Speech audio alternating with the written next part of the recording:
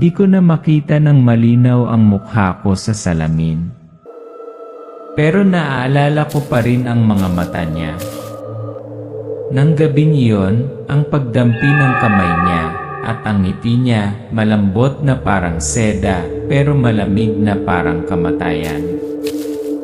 Ang screen ay kumukupas sa isang luma, malabong larawan, isang lalaki na may hawak na isang maliit na babae, nakatayo sa tabi ng isang babae na nakaharap sa malayo. Ako si Jacob. Isang ama. Isang asawa. At marahil isang lalaking minsang pinagmumultuhan ng isang sumpa na hindi ng mundong ito. Akala ko noon ay glaucoma ang dahilan kung bakit ako nawala ng paningin, ngunit hindi. Noong gabing iniwan ko ang aking asawa at anak at nakilala ko siya, ang babaeng nagdadala ng kadiliman. Sabi nila may mga espiritong ayaw pumatay pero gusto lang kumonekta. Bubulong sila sa tenga mo buong magdamag sa araw. Nagtatago sila sa anino ng mga estranghero na akala mo kilala mo. At kung sakaling magtaksil ka sa isang babae, mag-ingat ka balang araw, babalik siya. Hindi para magpatawad, kundi para mabawi ang bawat piraso ng nawawala niyang kaluluwa. Larawan ni Rita, mahabang buhok na nakatakip sa kanyang mukha, nakatalikod, nakatayo sa gitna ng maulap na parang dahan-dahang ibinaling ang kanyang ulo. At ako ay isa sa mga taong iyon.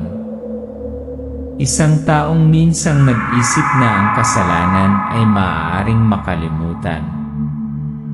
Ngunit hindi. Ang kasalanan ay may alaala.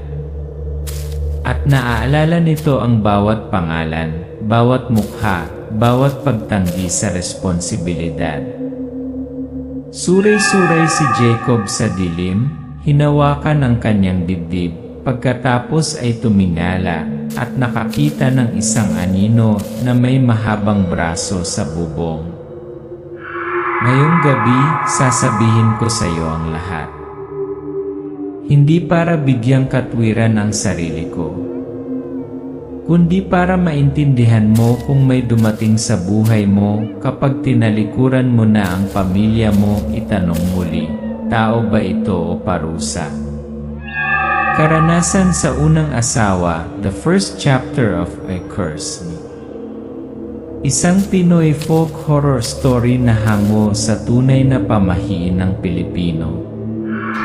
Akala ko noon, ang dahilan ng pagkawala ng aking mga mata ay isang sakit. Ngunit hindi.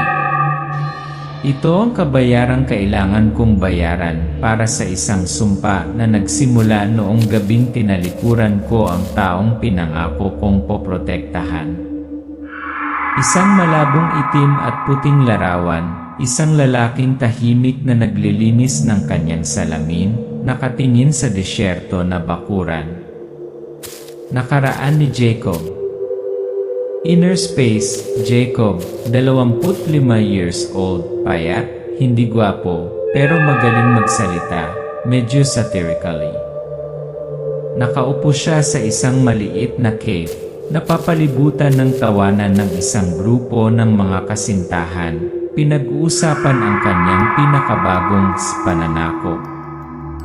Flashback, pinag-uusapan ni Jacob ang tungkol sa panandaliang pag-ibigan, hindi kilalang mga mensahe, at ang pakiramdam ng pagiging hinahangad bilang isang tagumpay sa puso ng isang taong may kababaan. I'm not handsome. I know that. But I have something else. I have words and the confidence of someone who knows he has nothing to lose. Kilalanin si Juanita.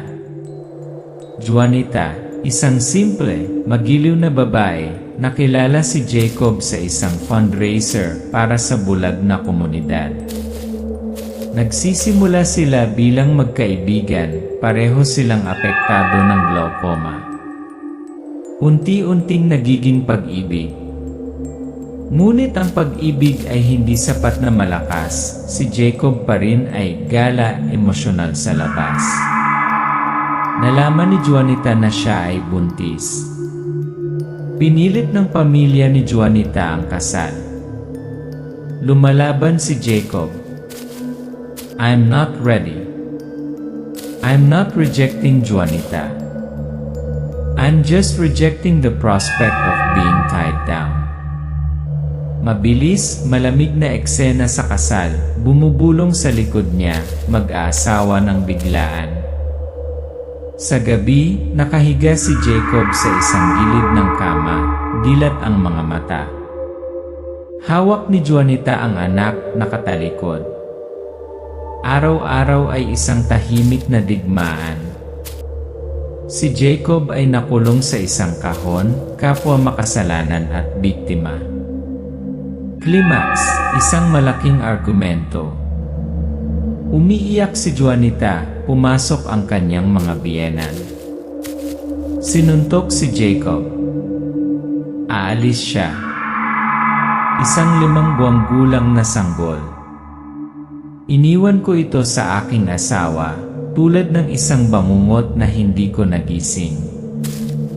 Si Jacob ay gumagala, nawala sa isang bayan na naghahanda para sa isang pagdiriwang. Nanonood siya ng basketball, sinusubukang kalimutan ang lahat.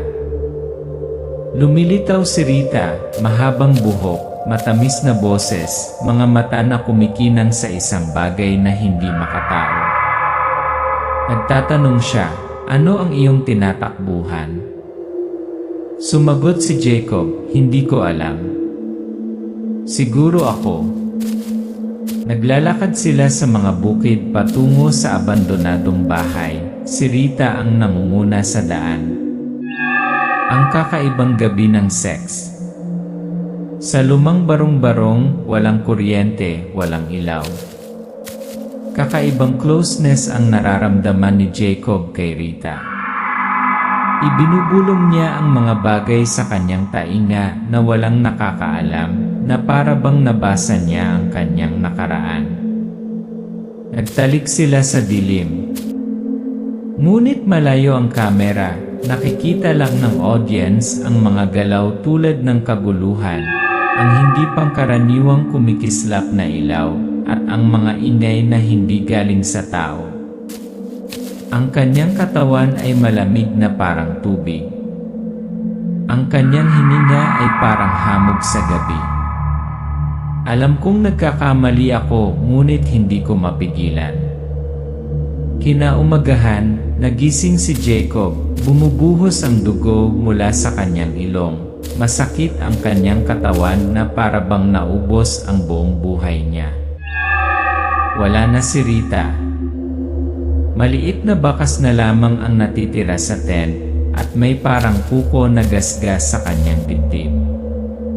Nagpanik siya at tumakbo. Ngunit mula doon, nagsimulang lumabo ang kanyang paningin. Wala akong sakit. May marka ako. At simula pa lang yan. Tinawag nila siyang mandarangka. Isang aswang na hindi humihigop ng dugo, ngunit sumisipsip ng mga kaluluwa sa pamamagitan ng pisikal na pakikipag-ugnayan. Ang una niyang regalo sa akin ay ang sumpa sa kanyang mga mata. Ngunit ang kanyang pangalawang regalo ang siyang magpapawala sa akin ng lahat. Sabi nila, kung matulog ka kasama ang isang demonyo, huwag mong asahan na magigising ka bilang isang tao. Bumalik si Jacob mula sa bayan, iniiwasan ang liwanag, hinahatak ang kanyang mga paa ng pagod. Maputla ang mukha niya, masakit ang mga mata. Sa salamin, nagsimula siyang makakita ng mga anino sa kanyang likuran, na parang may nakatingin sa kanyang balikat. Araw-araw, walang katapusan siyang umuubo, nilalagnat sa gabi, pumayat, at mahina ang tibok ng puso niya na parang hinihigop sa kanya. Akala ko trangkaso lang. Pero bakit pinili ba ng lagnat na ito ang gabi para lamunin ako? Unti-unting dumistansya ang magkakaibigan. Walang nakakaintindi kung ano ang nagpapahirap sa kanya. Nawalan siya ng trabaho. Nanlalabo na ang kanyang paningin, tanging ang liwanag at dilim ang nakikilala niya. Isang gabi, dinala siya ng ina ni Jacob upang makita si Albularyo Mang Celso, isang tahimik na matandang namumuhay mag-isa sa kakahuyan. Nagsagawa ng ritual si Celso, nagsunog ng insenso, at bumuga ng usok ng wormwood sa mukha ni Jacob. Bigla siyang napaatras, nanginginig ang mga kamay. Anino ng mandarangkal na markahan ka na. Hindi humihigop ng dugo, humihigop ng kasalanan. Ipinaliwanag ni Celso, ang mandarangkal ay nambibiktima lamang ng mga lalaking nagtataksil sa kanilang damdamin at susundin sila hanggang sa kamatayan kung hindi sila tutubusin. Sumisigaw si Jacob, hindi ko alam. Hindi ko sinasadya. Sumagot si Celso, ang sumpa ay walang pakialam sa intensyon o hindi ito ay nagmamalasakit lamang sa mga kahihinatnan. Nakahiga si Jacob na walang malay. Sa kanyang lagnat, nakita niyang sumulpot si Juanita. Walang sisihan. Walang galit. Nakatayo siya sa tabi ng kuna ng kanyang anak na si Maya. Inilagay ang kanyang kamay sa noo ni Jacob. Ang kanyang mga mata ay malungkot at maamo. Juanita, bumulong, hindi kita sinisisi. Sana mabuhay ka para turuan ng anak mo kung ano ang tunay na lalaki. Nagising si Jacob, tumulo ang luha sa kanyang mukha. Nang gabing iyon, umupo siya at sumulat ng sulat kamay na liham para kay Maya, ang anak na hindi niya kailanman hinawakan mula noong umalis ito. Naisip niya na magiging mas mabuti ang mga bagay pagkatapos ng pagbabasa ng Espiritu. Pero hindi. Ang mga lumang anino ay bumalik, ang hating gabi ay umuungol, ang mga kuko ay nagkakamot sa bubong, ang mga aso ay umaangal ng walang dahilan. Habang nakaupo si Jacob sa madilim na silid, namatay ang ilaw, nakita niya sa salamin isang kamay na natatakpan ng dumi na nakatatak mula sa loob. Tinakasan ko si Rita pero hindi ako iniwan ni Rita. Nasa dugo ko siya. Nasa likod ko. Sa panaginip ng anak ko. Bumalik si Jacob sa bahay ng kanyang mga magulang, isang wasak na katawan at isang wasak na espiritu. Walang nakakakilala sa kanya maliban sa kanyang ina. Isang gabi, tahimik na nagsunog ng insenso ang kanyang ama sa bakuran na tumatawag sa espiritu ni Juanita, "Kung ikaw pa ang may awa, iligtas mo ang anak ko." Nasaksihan ni Jacob ang eksena mula sa bintana. Siya ay bumagsak, humihikbi. Sa unang pagkakataon ay tunay na humingi ng tawad. Hindi ko lang pinabayaan ang aking asawa at mga anak, nag-iwan din ako ng sumpa sa susunod kong buhay. Pumunta si Jacob sa pangalawang albularyo, si Mang John, isang lalaking sikat sa kanyang ipagputol ng ugnay, cutting the bond method. Tumingin si Mang John sa maulap na mga mata ni Jacob at bumuntong hininga, huli na para putulin. Pero hindi pa huli para makabawi. Binigyan ni John si Jacob ng isang bote ng panyawan extract at inutusan siyang inumin ito sa loob ng 21 araw. Araw-araw ay kailangan niyang bigkasin ang panalangin ng pagsisisi. Kapag ang kaluluwa ay nagsisi, kung minsan ang dyablo ay tumalikod. Ang aking mga mata ay malabo pa rin. Ang aking katawan ay mahina pa rin. Ngunit sa unang pagkakataon sa mga taon, nararamdaman ko ang aking puso na tumibok hindi dahil sa takot, ngunit dahil sa pag-asa. Sinusundan pa rin ako ni Mandarangka. Ngunit sa pagkakataong ito, hindi ako tatakbo. Dahil alam ko, sa pamamagitan lamang ng pagbabayad sala masisira ko ang siklong ito. 8 taon na ang lumipas. Tila lumiko ako sa ibang landas. Ngunit may mga kasalanang hindi namamatay. Nakahiga lang sila, naghihintay sa araw na sumisikat ang liwanag at nagiging bagong kadiliman.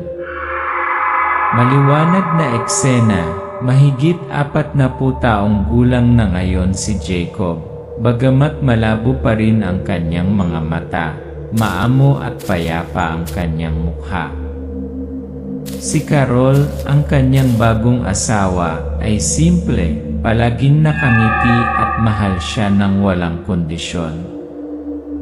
Nagbukas sila ng isang maliit na grocery store sa isang mapayapang lugar. Ang kanilang 6 na taong gulang na anak na lalaki na nagngangalang Rafi ay tumatakbo sa harap ng pinto na tinatawag na Papa Uni. Nakaupo si Jacob sa kahoy na mesa, naggigiling ng tinta, sinusulat ang bawat salita para matutunan ng bata na para bang tinutumbasan ang kanyang mga pagkakamali sa nakaraan sa bawat paghampas ng panulat.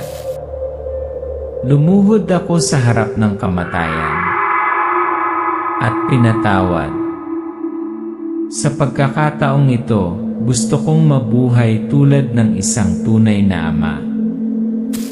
Mula sa isang gabi ng taglagas, nagsimula ang mga kakaibang panaginip. Natagpuan ni Jacob ang kanyang sarili na nawala sa isang koridor na puno ng orange na liwanag, tulad ng paglubog ng araw, ngunit walang araw. Sa dulo ng pasilyo ay isang nakabalabal na figura, ang kanyang mukha ay natatakpan ng nakakasilaw na liwanag. Isang boses ang umalingaw-ngaw. Ako si Liwanag, ang patnubay. Nakasama na kita simula pa noong hindi pa manlabo ang iyong mga mata. Nagising si Jacob, ang tibok ng puso niya. Ngunit mula sa araw na iyon, gabi-gabi, dumating si Liwanag, bumubulong sa kanyang pagtulog, nagtatanim ng mga kakaibang mungkahi sa kanyang isipan. Ang isang kapitbahay na nagngangalang Gary, ang dating asawa ni Carol, ay madalas na pumupunta sa tindahan. Ininsulto ni Gary si Jacob na sinasabi na siya ay isang bulag na lalaki na pinalad at nagpakasal sa dating asawa ng iba, maling akusasyon sa kanya ng pagbebenta ng mga pekeng kalakal, at hinihiling na ibahagi ang lumang ari-arian kay Carol. Isang gabi, nang sinubukang pigilan ni Jacob ang kanyang galit, bumulong si Liwanag mula sa dilim. Bakit mo siya hinayaang yurakan ng iyong dangal? Dati kang nakatira kasama ng dyablo. Ngayon na may anghel kang gagabay sa'yo, mahina ka pa ba? Si Jacob ay sumalungat, nais niyang panatilihin ang kapayapaan. Ngunit ang kanyang galit ay tumaas tulad ng isang lumang apoy na hindi pa naalis. Tinuruan ni Liwanag si Jacob kung paano gamitin ang matandang panyawan, Ngunit sa pagkakataong ito ay para harangin ang kaluluwa, hindi pumatay, masira lang sa isip ang kalaban. Ang lihim na ritual ay naganap sa bodega sa likod ng tindahan. Isang bilog ng asin, 3 buhok ng tao, at isang piraso ng papel na may pangalang Gary na nakasulat sa itim na tinta ng bigas.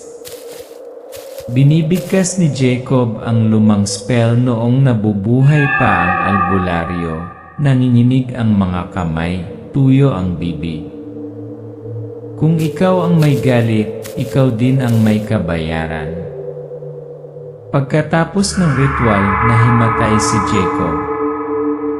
Nang magising siya, nakita niya ang maliwanag na orange na liwanag na bumubuhos sa siwang ng pinto. Nagsimulang sumigaw si Gary sa kalagitnaan ng gabi, na naginip na siya ay sinasakal ng isang hindi nakikitang kamay. Hindi siya makakain, hindi makatulog. Isang araw, bumagsak siya sa palengke at naospital dahil sa biglang pagkawala ng malay. Nagsimulang mag-alinlangan si Carol, tinanong si Jacob, "May kinalaman ka ba dito? Malabo ang iyong mga mata, ngunit ang iyong puso. Sana ay maliwanag pa." Hindi sumagot si Jacob.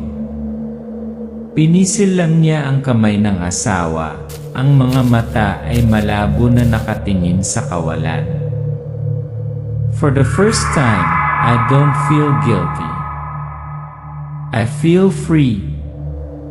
Sinabi ni liwanag na instrumento ako ng balanse. Hindi anghel. Hindi demonyo. Isang sugatang kaluluwa lamang na marunong magyuko ng ulo ng masasama. Ngunit nagsimula akong magtaka kung kailangan ng hustisya ang paggamit ng kadiliman, kung gayon mabuti pa ba akong tao?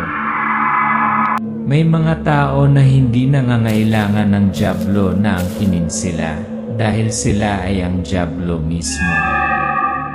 Sila ay nagsasalita ng matatamis na salita, ngunit ang kanilang mga kaluluwa ay bulok sa loob. Si Gary, ang dating asawa ni Carol, ay lalong lumilitaw sa paligid ng grocery store. Sa ibabaw, nakangiti siya at mabait na nakikipag-usap sa mga kapitbahay. Ngunit sa likod niya, binantaan niya si Carol. Iniinsulto si Jacob, "Sa tingin mo ba dahil paralisado ako ay nanalo ka?" Si Carol ay lalong pagod, walang sigla at walang tulog. Narinig ni Jacob ang paghikbi ng kanyang asawa sa banyo. Kahit kailan hindi siya sinaktan ni Gary ng kanyang mga kamay, ngunit bawat salitang sinasabi niya ay isang kutsilyong tumatama sa puso ni Carol. Inamin ni Carol, pinilit siya ni Gary na pumirma sa isang transfer paper para sa isang joint savings account na hindi pa naisara mula noong kanilang kasal. Kung hindi niya gagawin, nagbanta siya na isusumbong siya dahil sa pagtatago ng droga. Nagsagawa pa ng eksenang may dalang baril, arestuhin si Carol, at mawawalan ng ina ang maliit na bata. Nagalit si Jacob, ngunit nanatiling kalmado. "Hahanap tayo ng paraan ayon sa batas," sabi niya. Ngunit ng gabing iyon, lumitaw si liwanag, hindi na isang banayad na liwanag, kundi isang nagliliyab na apoy sa paglubog ng araw. Nakita mo na ba kung ano ang ginagawa ng batas sa mga taong katulad niya? Gusto mo ba ng hustisya o makita mo lang siyang nakaluhod? Sinimulan ni Jacob na sundan si Gary, hindi sa kanyang mga mata, ngunit sa kanyang pang-anim na pandama. Tuwing papalapit si liwanag, nakikita niya ang iitim na enerhiya na nakapalibot kay Gary. Isang gabi, nalasing si Gary at sinabi sa kanyang kaibigan, "Ipapakulong ko ang Carol na yon. Kinakain ng mga pulis ang mga kamay ko." Tahimik na ni-record ni Jacob ang tape. Ngunit nang dalhin niya ang ebidensya sa istasyon, ang nakaduty na pulis ay ang dating kaibigan ni Gary. Ang hustisya ng Orthodox ay walang kapangyarihan. Bumalik si Jacob sa kawalan ng pag-asa. Kung ang kasamaan ay itinago bilang katarungan, kung gayon sino ang mangangahas na maniwala sa katotohanan?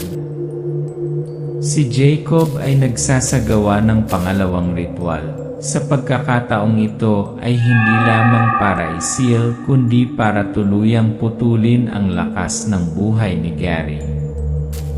Nakalock ang kwarto. Sa sahig ay isang larawan ni Gary na pinutol sa 3 bahagi, ulo, dibdib, at paa, na kumakatawan sa isip, katawan, espiritu. Sinumang sumakit sa isip ng iba ay tatamaan pabalik sa kanyang sariling katawan. Nagpatak si Jacob ng dugo sa larawan, binibigkas ang spell. Ang hangin ay umuungol, ang mga ilaw ay namatay. Sa labas, umaalulong ang mga aso sa buong kapitbahayan. Kinabukasan, nag-collapse si Gary sa gitna ng kalye, manhid mula sa baywang pababa. Hindi mahanap ng doktor ang dahilan. Kumalat ang mga alingaw-ngaw, pangkukulam. Walang mag-aalaga sa kanya si Gary, miserable ang pamumuhay sa murang motel, iniwan ng kanyang katipan. Napaluha si Carol nang marinig niya ang balita. "Jacob, ikaw ba yan?" Natahimik si Jacob. Hindi tumatango. Hindi nanginginig. Nakatingin lang sa malayo. "Nanalo ako. Pero bakit walang laman ang puso ko?" Nanaginip si Jacob ng isang orange na liwanag na nagiging dagat ng apoy. Sa loob nito, nakatayo ang sarili niyang anino na pinapanood si Gary na sumisigaw. Nagigising siya na may panimula. Sa salamin, hindi na niya nakikilala ang sarili. Gusto kong protektahan. Pero natuto akong manakit. Ang liwanag ay hindi na ang liwanag, ang kadiliman ang gumagabay. Marahil, ang paghihiganti ay hindi nagpapalakas sa atin, ginagawa lamang tayong mas katulad ng kaaway. Hindi na ako sigurado. Tao ba ako o bagong braso lang ng isang sinaunang kapangyarihan? Akala ko kung may sapat na pagmamahal, makakalimutan ko ang ginawa ko. Ngunit hindi tumitigil ang mga bulong. Ang mga gumagamit ng kadiliman, ang kadiliman ay bawiin ang isang bahagi ng kanilang kaluluwa. Nakatira na ngayon si Jacob sa isang maliit, liblib na bahay, hindi na nanghuhula, wala nang anting-anting. Naririnig niya ang mga bagong tinig sa kanyang isipan, hindi na liwanag kundi baluktot, sirang mga tunog, tulad ng daan-daang tao na nagbubulungan sa isang bakanteng kuweba. Pumatay ka na lang ng isa. Iiwan ka rin niya tulad ng iba. Gabi-gabi, ang orange na liwanag sa kanyang panaginip ay nagiging pula ng dugo, at natagpuan ni Jacob ang kanyang sarili na nakatayo sa ritual, ngunit sa posisyon ng biktima. Bumalik si Maya. Maya, Jacob at Juanita's daughter, now a 23-year-old college student, ay hindi inaasahang bumalik, dala ang kanyang baby girl, ang kanyang anak. Napuno ng damdamin si Jacob habang hawak niya ang kanyang apo sa unang pagkakataon. Hindi ka karapat-dapat ni. Walang ipinanganak na karapat-dapat, tatay. Ngunit nabuhay ka upang gumawa ng mga pagbabago, sapat na yon. Alam ni Maya ang ginawa ni Jacob, gumamit ng wormwood para parusahan si Gary. Bagamat pinatawad niya ito, nilinaw niya. Ang pagpapatawad ay hindi nangangahulugan na pumayag ako. Hinayaan mong ang magic ang magturo sa iyo sa halip na ang iyong sarili. Ang mga salita ay parang isang maliit na kutsilyo na tumatama sa puso ni Jacob, nagsimulang magbukang liwayway ang paggising. Isang gabi, nahimatay si Carol, pagkatapos ay nagising sa kalagitnaan ng gabi, dilat ang mga mata, nagsasalita sa ibang boses. Sa tingin mo mapapaalis mo ako ng ganoon kadali, Jacob?